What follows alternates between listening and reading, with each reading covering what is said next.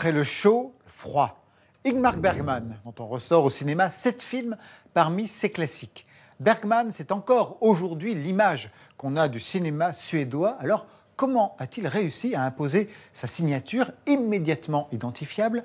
À quoi tient sa singularité? Et en quoi son passé au théâtre a-t-il marqué son cinéma?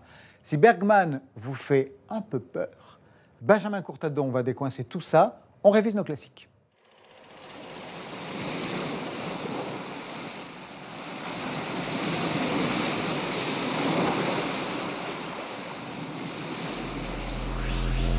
Ingmar Bergman, décédé il y a presque 7 ans, c'est ce monument de cinéma suédois, presque une cinquantaine de films à son actif, de Crise en 1946 à Fanny et Alexandre en 1982.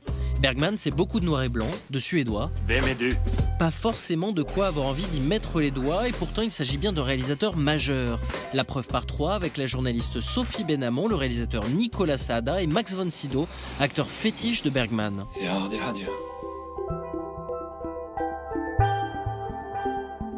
La formation et l'essence de Bergman, qui a été metteur en scène de théâtre, auteur de théâtre et directeur de théâtre, c'est de diriger les acteurs. On dit souvent, chez Bergman, c'est le silence qui compte. Oui, parce que le silence est encore joué. Le dernier plan muet des Fraises sauvages, où l'acteur a fait tout ce périple incroyable de retour sur sa jeunesse, et il regarde comme ça au loin. Il y a quelque chose dans son regard d'incroyable. Il y a toute une vie, il y a des larmes qui pointent, il y a la mort qui est là. On peut interpréter 1000 choses.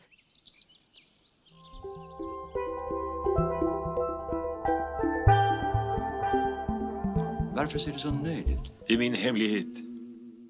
Il travaillait avec les mêmes acteurs dans les films et dans son théâtre. Il créait une sensation de nous étions tous ensemble pour faire quelque chose. Ce n'était pas seulement lui et des vedettes, quelques vedettes, et nous autres. Non, on était tout le monde ensemble pour faire quelque chose. Je n'ai pas eu le temps de passer dans une école de film, mais je peux dire que mes années avec lui, c'était probablement presque la même chose.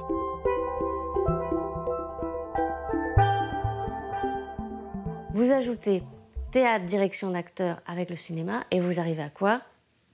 Les plans serrés.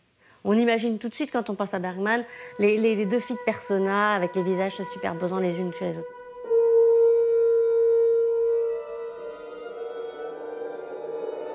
On va au plus près du visage de l'acteur, quitte à capter ses moindres défauts, ses moindres rides, tout.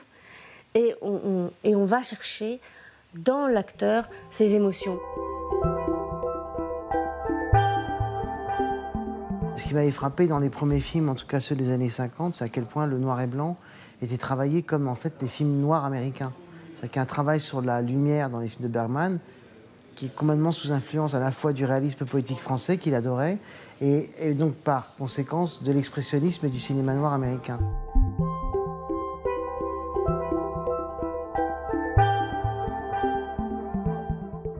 Egentligen är ju det här precis vad jag borde vänta mig av en som du.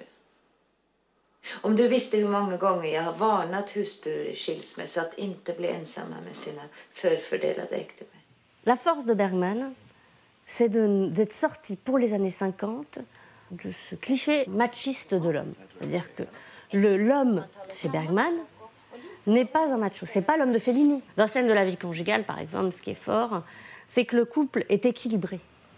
C'est la différence. Même encore aujourd'hui, les femmes sont les petites amies d'eux, les femmes d'eux. Lui, tout de suite, il les a mis, les deux, sur le même plan.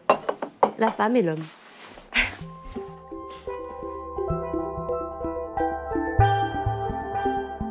Il y a quand même deux choses qui me paraissent très puissantes chez Bergman, c'est la sexualité, la sensualité, et en même temps la métaphysique. D'un côté, un cinéma qui est tactile, qui est sensuel, il y a de la sueur, de la lumière, des larmes, de la peau, de la carnation, et de l'autre, un cinéma de l'imagerie, de la symbolique, de la métaphysique. Et les deux cohabitent toujours. Et donc c'est cette rencontre entre ces deux énergies qui fait le cinéma de Bergman. Villkoret är att jag får leva så länge jag står emot. Spelar jag det matt